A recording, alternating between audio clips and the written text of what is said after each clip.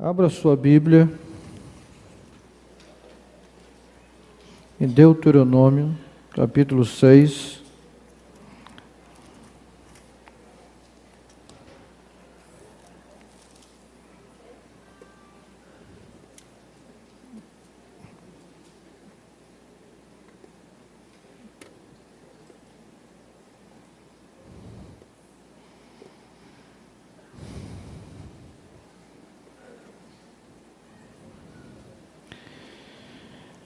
Nós vamos ler do verso 1 ao verso de número 9. Esta é a lei, isto é, os decretos e as ordenanças que o Senhor, o seu Deus, ordenou que eu lhes ensinasse, para que vocês os cumpram na terra para a qual estão indo, para dela tomar posse. Desse modo, vocês, seus filhos e seus netos temerão o Senhor, o seu Deus, e obedecerão a todos os seus decretos e mandamentos que eu lhes ordeno todos os dias da sua vida, para que tenham vida longa. Ouça e obedeça, ó Israel, assim tudo lhe irá bem, e você será muito numeroso numa terra onde há leite e mel com fartura, como lhe prometeu o Senhor, o Deus dos seus antepassados. Ouça, ó Israel, o Senhor, o nosso Deus, é o único Senhor. Ame o Senhor, o seu Deus, de todo o seu coração, de toda a sua alma e de todas as suas forças. Que todas essas palavras que hoje lhe ordeno estejam em seu coração.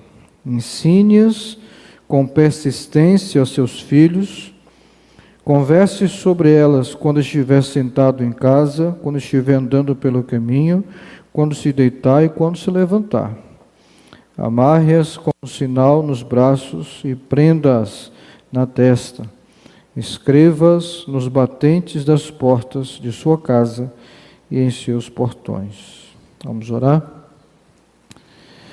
Senhor, muito obrigado por estarmos aqui nesta noite. É um privilégio estar na tua casa, poder adorar ao Senhor e também compartilhar e ensinar a igreja. Que o Senhor possa falar conosco nesta noite, em nome de Jesus. Amém. A família está sob ataque desde sempre. Não começou agora.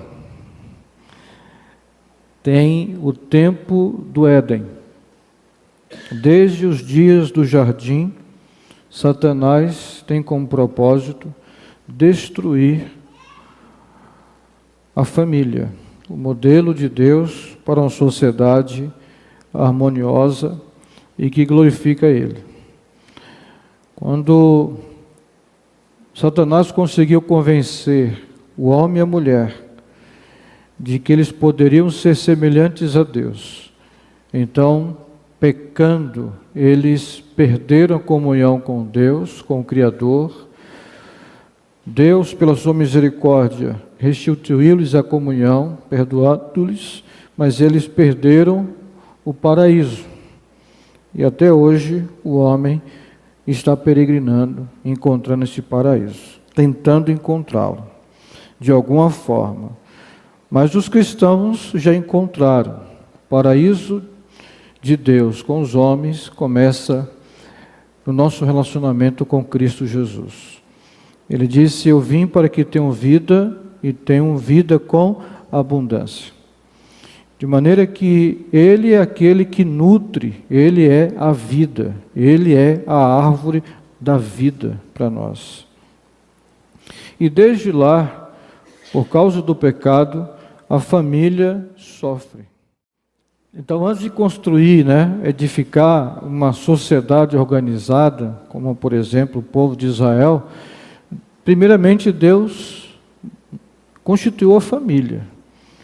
Então a família vem antes da sociedade, na verdade ela forma a sociedade.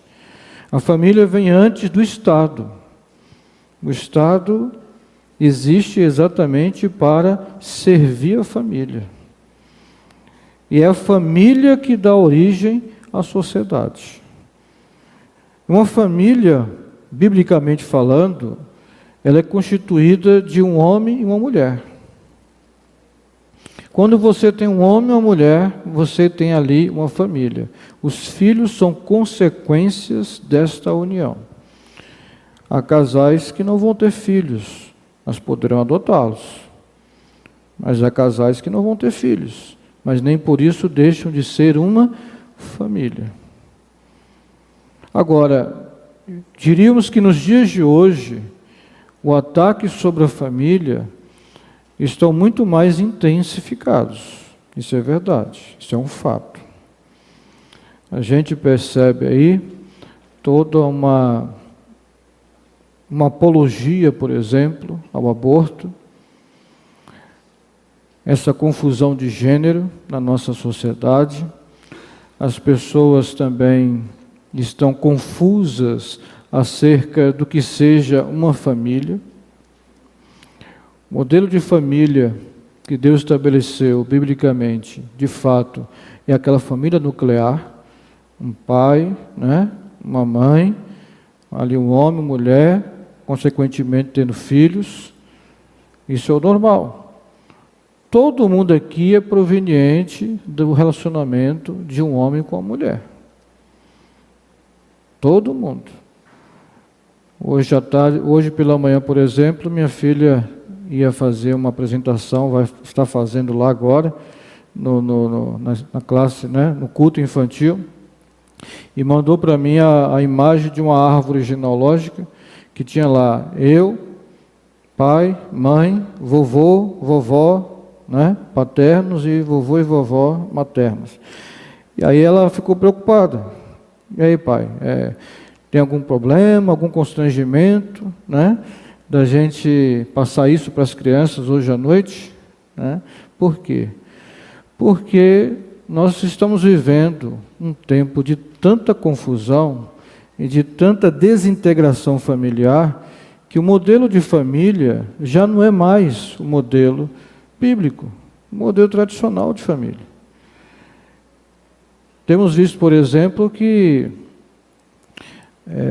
nas certidões de nascimento, toda uma política para tentar tirar o sexo ali, não colocar o sexo, né, masculino, feminino, deixar em aberto, porque a criança vai escolher depois crescer, né? Não tem mais, em muitos certidões de nascimento, não tem lá mais aquela questão do genitor, né? Por quê? Para evitar constrangimento. Então, toda uma doutrina do politicamente correto para evitar constrangimentos. Escolas que não estão mais comemorando, por influência inclusive da Europa, especialmente da França, influenciando aqui no Brasil, não estão comemorando mais Dia das Mães, Dia dos Pais, não pode referir-se dessa maneira, e tem que chamar de cuidador, Dia do Cuidador, né? Gente, a gente sabe o que é um cuidador de idoso, né? Existe hoje, inclusive, praticamente uma profissão nesse sentido, né? Gente que cuida de idosos. Agora, a gente sabe diferenciar o que é um pai e o que é uma mãe, sim ou não? É lógico que pai é o que cuida, mãe é o que cuida, é verdade.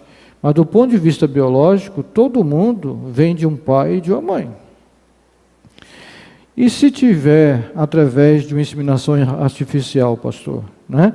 Casais, por exemplo, que vão lá e compram sêmen num banco de sêmen e não se sabe nem quem é o pai, né? Não vai saber de onde vem a procedência. Fazer uma produção independente, né?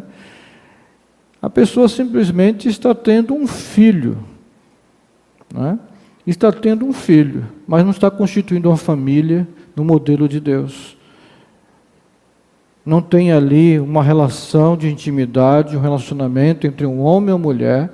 Então eu sugiro àquelas pessoas, especialmente o cristão, para que ele não entre nesse esquema aí. Não compre, por exemplo, mulheres, casais que são estéreis, né, e são cristãos, que eles não comprem sêmen em banco de sêmen, mas que eles adotem crianças. Há tantas crianças aí. Então é melhor adotar do que você comprar um sêmen. Algumas coisas que estão acontecendo, queridos, que nos levam a pensar seriamente. É uma questão ética, é uma questão moral, é uma questão também, para nós cristãos, é uma questão teológica, bíblica. Igrejas estão tendo que redefinir o seu conceito de casamento, redefinir seus conceitos de família. Por quê? Porque estão tentando desconstruir o conceito bíblico tradicional de família. Igrejas têm que fazer agora, colocar na sua profissão de fé, o que eles pensam sobre casamento, o que eles pensam sobre divórcio. Por quê? Porque dentro da própria igreja, tem gente que já não pensa mais como pensavam os apóstolos, como pensavam os profetas, como pensava Moisés, e sobretudo como pensava e pensa o Senhor, que deu a sua palavra aos profetas e aos apóstolos.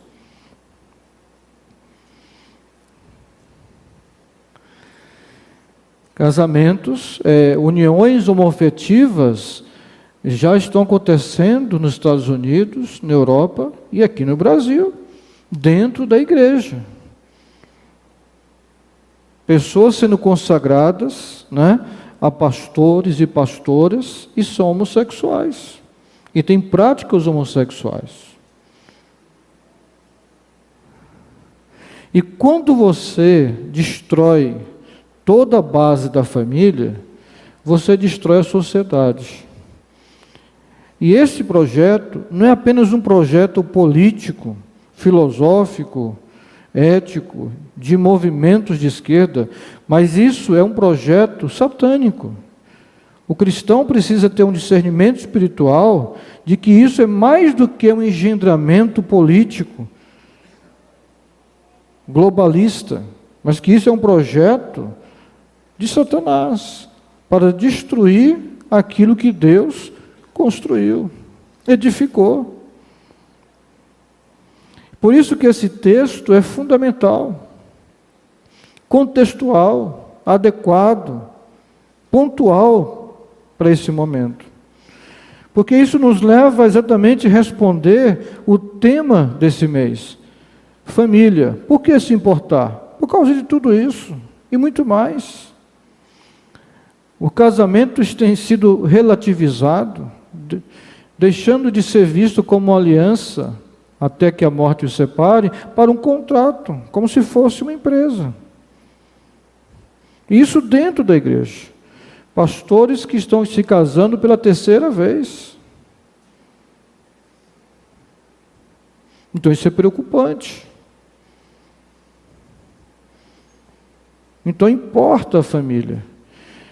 E aqui o povo de Israel é a nova geração que vai entrar na terra prometida.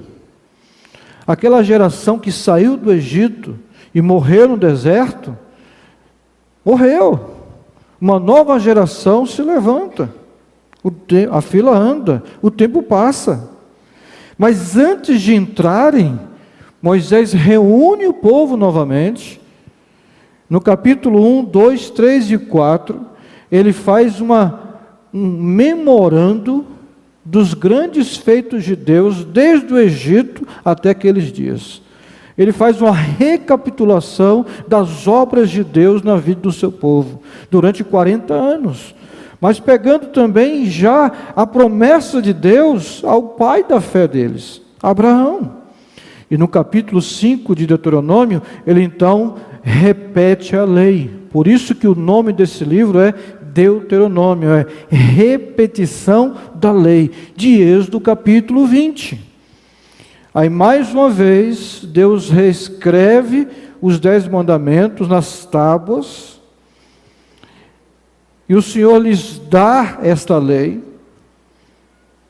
renova a aliança com esse povo antes de entrarem na terra prometida. Porque no capítulo 6, 7 e 8, Deus está dizendo para eles: olha, antes de vocês entrarem nessa terra que mana leite e mel, ou seja, de prosperidade, vocês precisam se lembrar de que vocês não fizeram nada para conseguir isso, mas eu estou dando por causa da minha aliança com Abraão, com Isaque e Jacó.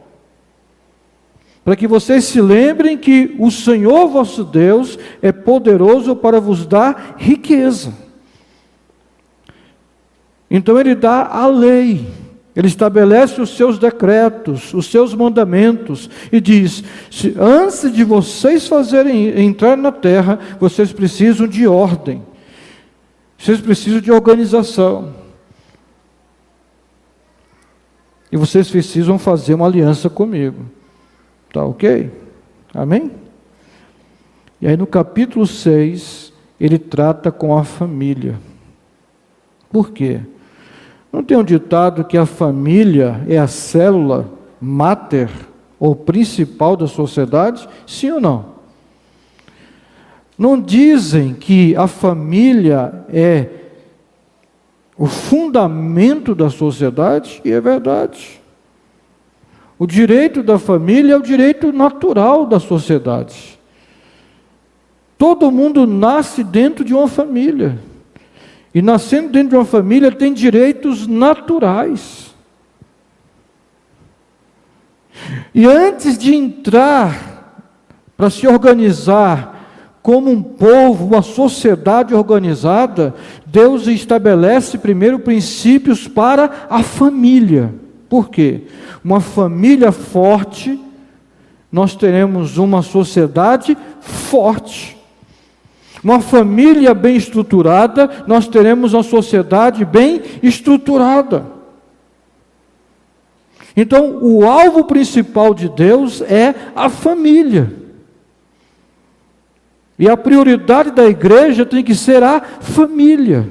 Porque se ela quer influenciar a sociedade, ela precisa priorizar a educação na família.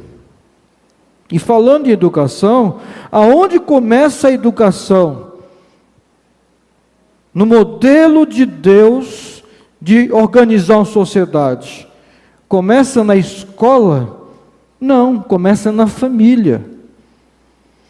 Quem é que vai ensinar matemática, hebraico, ética, boas maneiras para os filhos dos israelitas? Os pais. Que vai ensinar sobre agronomia, geografia, história do povo de Deus, história de Israel, a história de Abraão, a história de Isaque, de Jacó, a história do povo, eles. Escola, do ponto de vista que nós temos hoje, é uma criação moderna. Você sabia disso? Porque na Idade Antiga, até muitos anos durante a Idade Média, a educação se dava onde? Em casa. E era um privilégio, a educação formal, clássica, era um privilégio de ricos. Porque as famílias gregas e romanas que tinham dinheiro pagavam os paidagogos ou os pedagogos, aquele que pega pela mão seu filho e caminha com ele. Então eles instruíam os filhos da aristocracia grega, da aristocracia romana. Mas Israel recebeu de Deus a instrução para eles educarem os seus filhos integralmente. Não só a educação espiritual, moral, mas também a educação formal. Ensinar hebraico, ensinar geografia, história. Está ali dentro. Eu estou ensinando tudo isso para os seus filhos. E nós estamos vivendo um tempo em que a família está terceirizando a educação dos seus filhos. Terceirizando para o vovô, para a vovó, né? Para o professor, para a creche, para o Estado, para a prefeitura. Não. A obrigação de educar os nossos filhos é primeiramente dos pais. O primeiro pastor do seu filho são vocês. Você precisa ser um pai discipulador dos seus filhos. Você precisa ser uma mãe discipuladora dos seus filhos. O papel da igreja é ajudar você a pastorear e educar o seu filho. Mas quem tem que educar é você. Não é o pastor. Porque o pastor é pai dos seus filhos. Amém? Então cabe a ele educar os filhos dele. Mas você tem o dever de educar os seus filhos. Por exemplo, Deus não perguntará a mim pelos seus filhos, mas perguntará a mim pelos meus filhos. Amém? Agora, eu darei conta, conforme Hebreus capítulo 13, da igreja, como um todo. Por isso que a palavra de Deus diz que as ovelhas dos crentes precisam obedecer e ser submissos aos seus pastores, porque eles velam pelas suas almas como que hão de dar conta delas. É lógico que a palavra de Deus diz em Romanos que cada um dará conta de si mesmo a Deus. Mas ele também conversará com os pastores e perguntará como eles desenvolveram seus ministérios, como pastorearam o rebanho a quem Deus lhes confiou.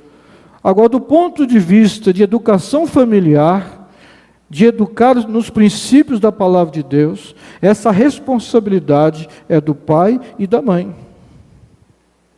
E ele começa dizendo assim, verso 1, esta é a lei, isto é, os decretos e ordenanças que o Senhor, o seu Deus, ordenou que eu lhes ensinasse.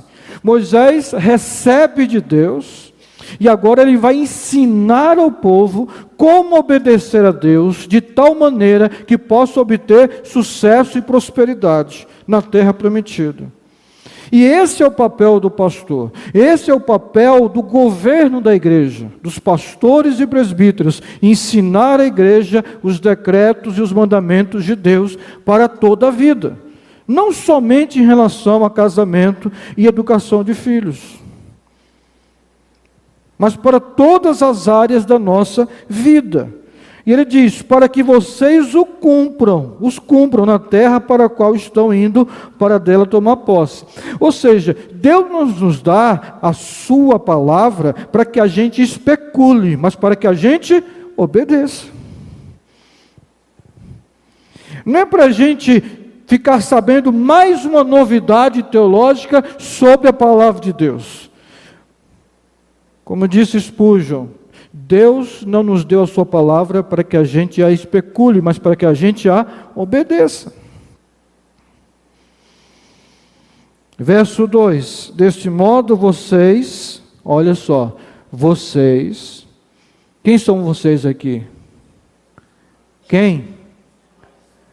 Os pais.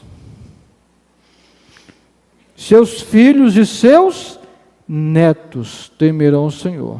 Por quê? Veja isso. A Bíblia diz lá em Êxodo 20, que Deus é aquele que abençoa até 1000 gerações daqueles que lhe obedecem, mas amaldiçoa até a 4ª geração aqueles que lhe desobedecem. Então, a palavra de Deus não é só para nós, mas para nós, para os nossos filhos e para os nossos netos. O Salmo 128 diz que uma das bênçãos do homem justo é ver os seus netos. Quem quer ver os seus netos aí, levante a mão. Mas ao mesmo tempo que vem a bênção, né, da longevidade para ver os seus netos, e quem sabe até o seu bisneto, e quem sabe até o teu tataraneto, a palavra de Deus diz que você precisa ensinar a palavra de Deus para os seus filhos, para que os seus filhos ensinem aos seus filhos. Porque a aliança de Deus é como a família. Então a mudança do mundo começa com o evangelho dentro da família. Às vezes a gente quer mudar as estruturas de uma cidade, mas a estrutura da família está carcomida, doente.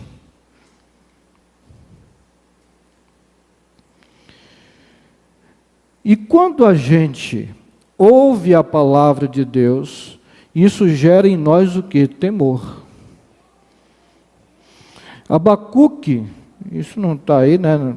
Está lá no script aqui, uma pregação expositiva, sem anotações, amém? Hoje. Abacuque diz assim no capítulo 3, ouvi a tua palavra e temir. Ou seja, se alguém ouve a palavra de Deus e dá com os braços, não há temor no coração dele. Então ele diz, eu ouvi a palavra e eu temi. O objetivo de você ensinar o seu filho a palavra de Deus, sabe o que é? É para que o Espírito Santo, na hora que ele estiver ouvindo a palavra, o Espírito Santo gera temor no coração do seu filho. Você sabia disso? Você crê nisso? Amém ou não amém?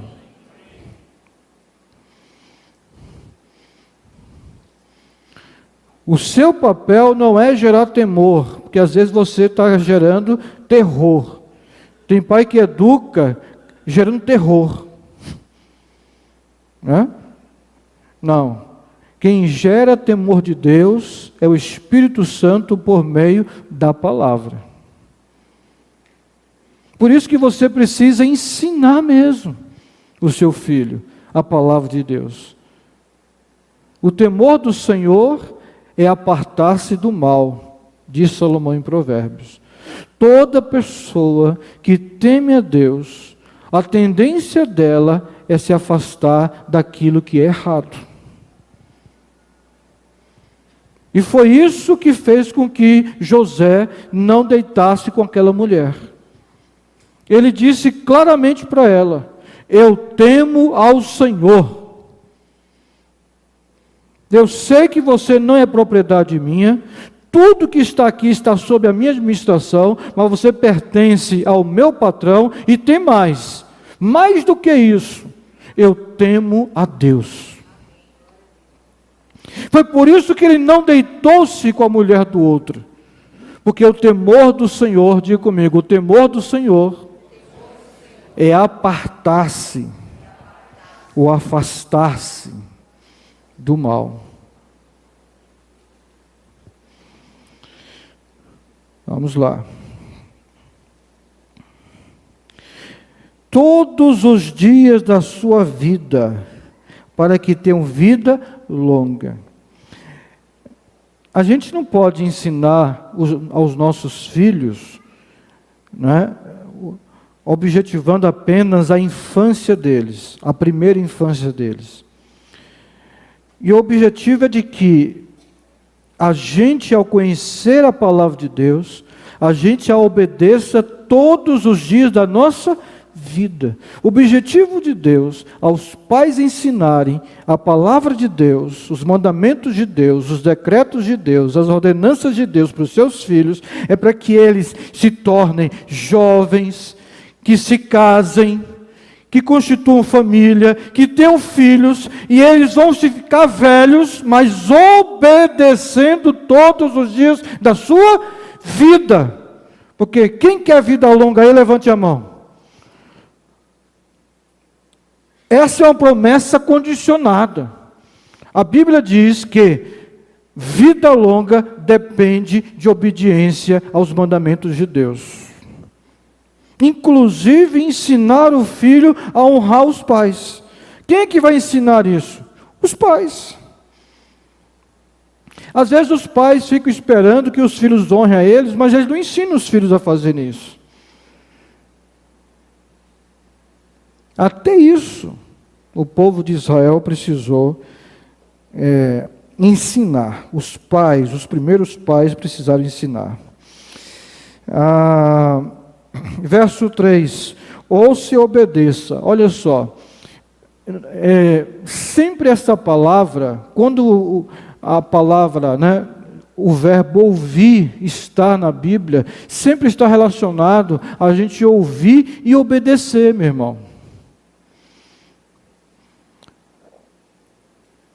Deus não fica jogando a sua palavra ao vazio. O objetivo da gente ouvir a palavra, por exemplo, hoje à noite aqui, qual é? É obedecer. É sair daqui falando assim, puxa vida, eu vou colocar em prática isso aqui. Para que não sejamos ouvintes esquecidos, que estão aqui diante do culto, ouvindo a palavra, seus corações são expostos, mas quando saem daqui, se esquecem. Como diz a palavra de Deus em Tiago capítulo 1. Assim tudo lhe irá bem, e você será muito numeroso numa terra onde há leite e mel com fartura, como lhe prometeu o Senhor, o Deus dos seus antepassados. Aí começa agora o verso 4, a oração principal do povo de Israel. O verso 4 diz: ouça, Israel, o Senhor, nosso Deus, é o único Senhor. Essa oração, aquele judeu que leva a sério a sua religião, até hoje eles fazem. Eles começam o dia com essa oração, do verso 4, e terminam o dia com essa oração, do verso 4. Shema Israel Adonai Eloheinu Adonai Echad. Ouve, ó Israel, o Senhor nosso Deus, o Senhor é único. A primeira lição que precisamos aprender é de que só há um Deus,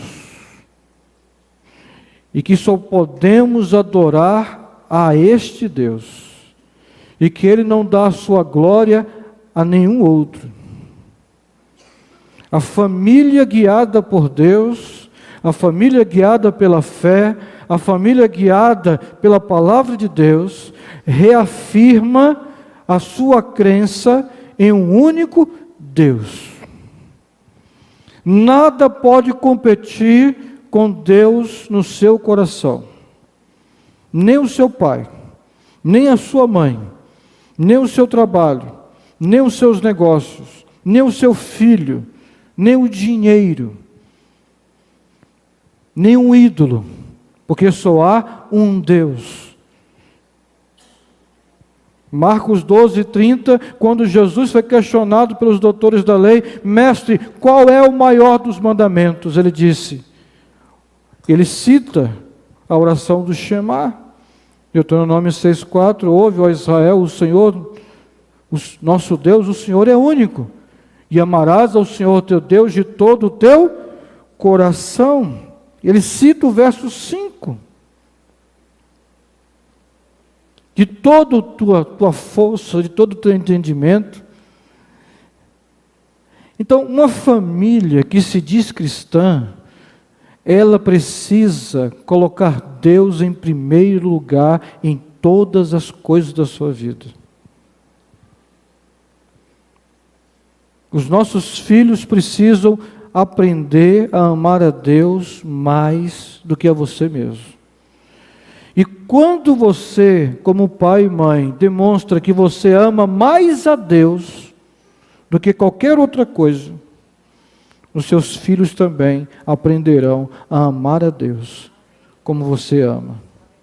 Moça, Case-se, queira casar-se com um cristão que ame mais a Deus do que a você. Rapaz, você é cristão?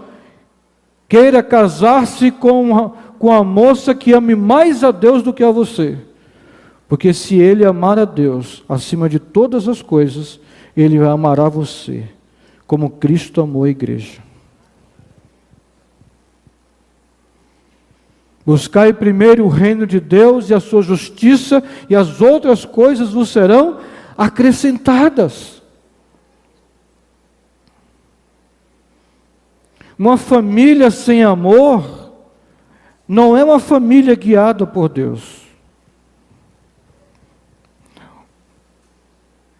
As pessoas dentro da casa precisam perceber que os pais se amam, que eles se respeitam, que eles se ajudam, que eles são tolerantes, que eles são indulgentes, são pacientes uns com os outros. Porque a criança aprende muito mais com o exemplo dos pais. E aí ele diz no verso 6, né? Que todas essas palavras que hoje lhe ordeno, aí ele vai, 7, 8, 9, 10, 11, 12, 13, 14, 15, 16, 17, 18, 19, 20, 21, vai lá para o 26, 27, 28, as bênçãos e maldições, as palavras vão ser ensinadas, novamente aqui, Deuteronômio. Deuteronômio é a Bíblia que Jesus lia, é o texto que ele mais citou nos evangelhos. Se você quer saber qual era o livro do Antigo Testamento que Jesus mais conhecia, Deuteronômio. Ele venceu Satanás no deserto, citando 3 versículos de Deuteronômio. E ele diz assim, no verso 6, que todas estas palavras que hoje lhe ordeno, essas palavras de Deus são ordenadas a quem? Aos pais. Ok? Aos pais. Essas palavras que eu te ordeno, esteja onde? No teu coração.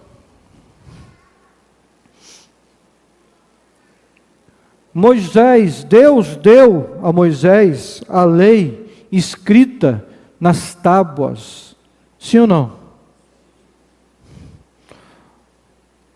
Mas o judeu espiritual e o cristão espiritual, ele não só tem a Bíblia escrita ou impressa, mas ele tem a palavra de Deus no seu coração.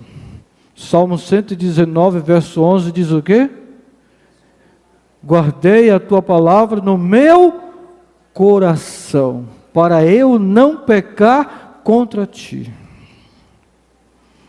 Só que antes do pai ensinar aos seus filhos, a palavra de Deus precisa estar no coração dos pais.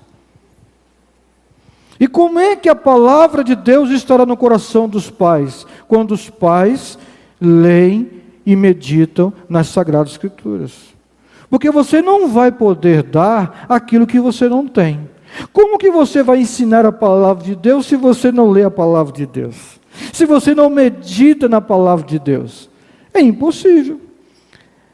O que você vai dar? Você vai dar a educação dos seus pais. Você vai dar a educação da Super Nani. Porque você não conhece a palavra de Deus. Mas quando você conhece a palavra de Deus, e Colossenses 3,16 diz assim: habite ricamente a palavra de Cristo no vosso coração, para que vocês possam aconselhar uns aos outros, admoestar uns aos outros, cantando com salmos e hinos e cânticos espirituais, encorajando uns aos outros. Ora, quando você se reúne no seu pequeno grupo, o objetivo é que você tenha a palavra de Deus para aconselhar, encorajar e motivar os seus irmãos que estão se reunindo com você nas reuniões de pequeno grupo. E quando você está com seu filho E quando você precisa discipliná-lo, você precisa discipliná-lo debaixo da instrução da palavra de Deus, conforme aquilo que a palavra de Deus ensina sobre verdade, sobre respeito a pai e mãe, sobre respeito aos professores na sala de aula, sobre respeito aos policiais, às autoridades constituídas na cidade, sobre falar a verdade, sobre não mentir, não roubar. E você vai ter que abrir a palavra de Deus para ele e mostrar isso para ele. E para você fazer isso, você precisa saber onde que está na Bíblia. E a palavra precisa estar primeiramente no coração dos pais, para que depois eles possam ensinar os seus filhos.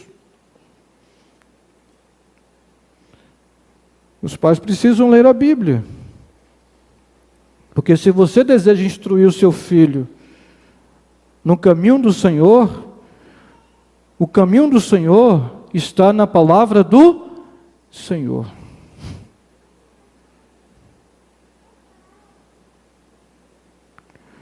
Porque tem muita gente lendo Super Nani para domesticar o seu filho. Vai lá na livraria e compra um livro para domesticar o filho. O filho está indisciplinado, então eu vou lá na livraria e vou comprar um livro sobre como administrar o comportamento dele. Mas não pastoreia o coração do filho, não educa o coração do filho, não instrui o coração do filho. Porque a psicologia infantil, ela vai ser uma ferramenta para te ajudar a domesticar, dominar o comportamento do teu filho. Mas a palavra de Deus, debaixo da sua oração, vai atingir o coração do seu filho. Você crê nisso? Hebreus 4,12 diz que a palavra de Deus é viva e eficaz para penetrar o mais profundo do seu coração e da sua alma e discernir a alma do espírito.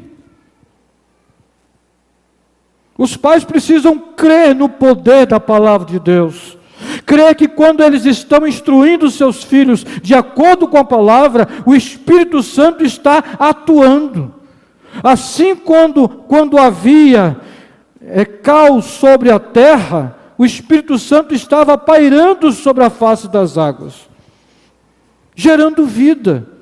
E você precisa acreditar nisso, meu irmão.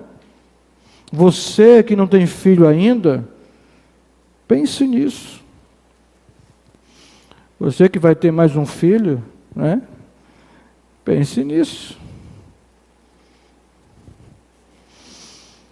Eu quero dizer para você, pai e mãe, vocês não estão sozinhos na tarefa de educar os seus filhos.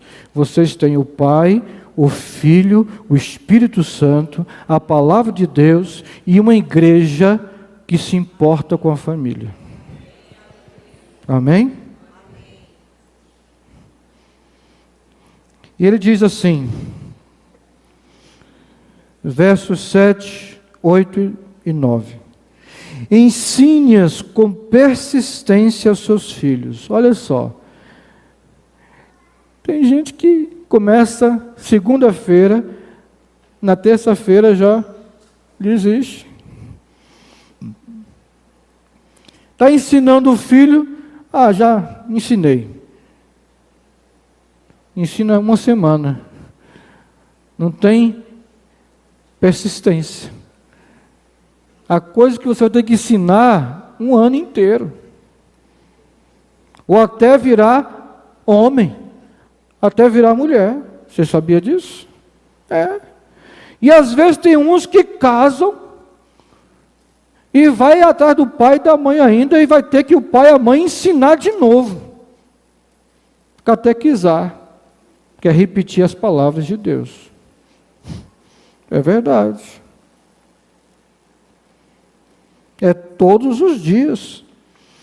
Converse, aí ele começa a mostrar como é que acontece a educação bíblica, a educação espiritual, a educação moral. Ela acontece no cotidiano. E começa a colocar algumas situações que os pais precisam aproveitar, como Jesus aproveitou, para discipular os seus discípulos. Houve um momento que Jesus sentava num barco e formalmente ensinava. Mas em muitos momentos, ele aproveitava a circunstância para ensinar um princípio espiritual. Estava passando por uma cidade, no meio da estrada, estava lá uma figueira infrutífera. Ele então repreende e amaldiçoa aquela figueira. E quando eles voltam, e eles dizem, mas mestre, aquela figueira que o Senhor amaldiçoou está seca aí, acabou. E ele quis ensinar sobre o quê? O poder da fé. Então Jesus, a palavra de Deus está dizendo assim: aproveite para ensinar os seus filhos os princípios de Deus, quando se levantar, quando dormir, quando estiver na hora do almoço, na hora do jantar. Os judeus mais radicais levaram o negócio tão a sério,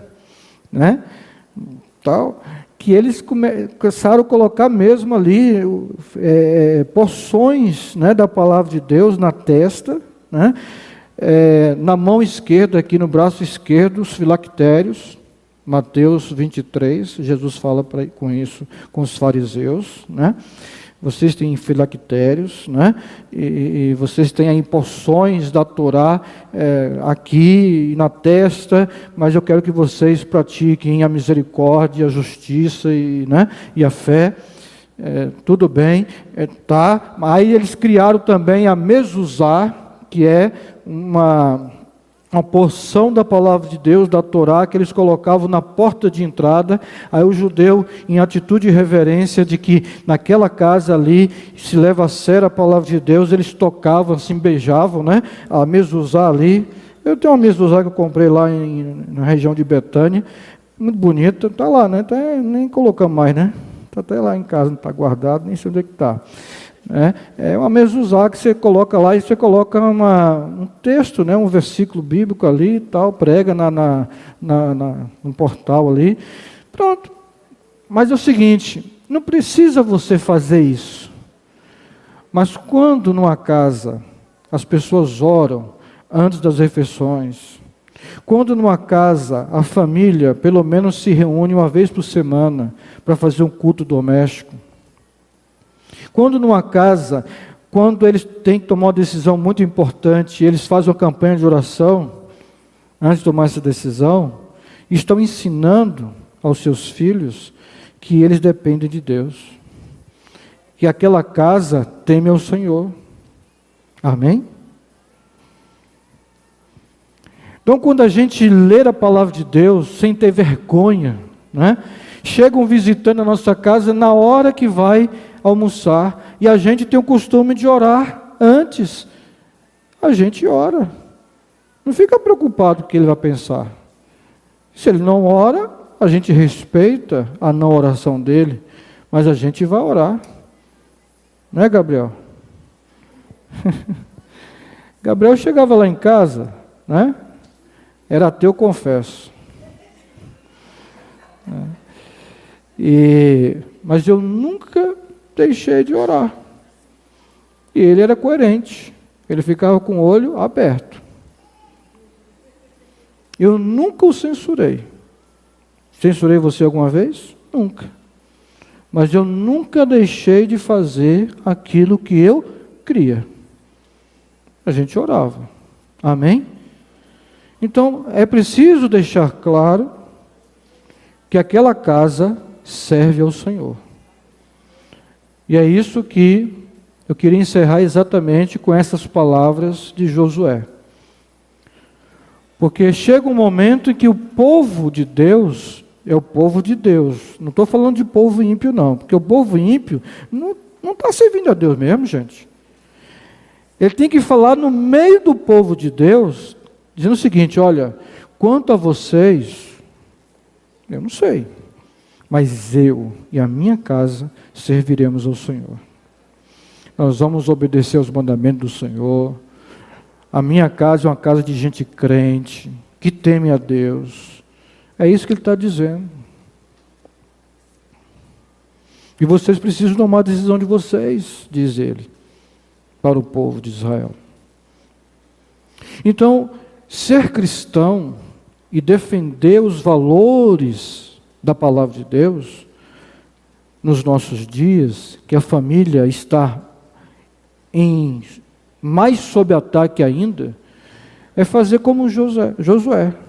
É se levantar no meio da multidão, né, sozinho, para afirmar o que você crê. Não ter vergonha e não ter medo. E dizer, nós cremos neste único Deus, cremos que Jesus Cristo é o caminho, a verdade e a vida, não há outro para que o homem seja salvo. Isso é uma ofensa para as pessoas lá fora, porque eles acham que todo caminho leva a Deus, e a fé cristã diz o contrário. Jesus é o único caminho que leva a Deus. Amém? O mundo quer doutrinar o seu filho, o Estado quer doutrinar o seu filho, os ímpios querem doutrinar o seu filho, mas você vai dizer assim, os meus filhos eu educo. Amém? Nos princípios da palavra de Deus.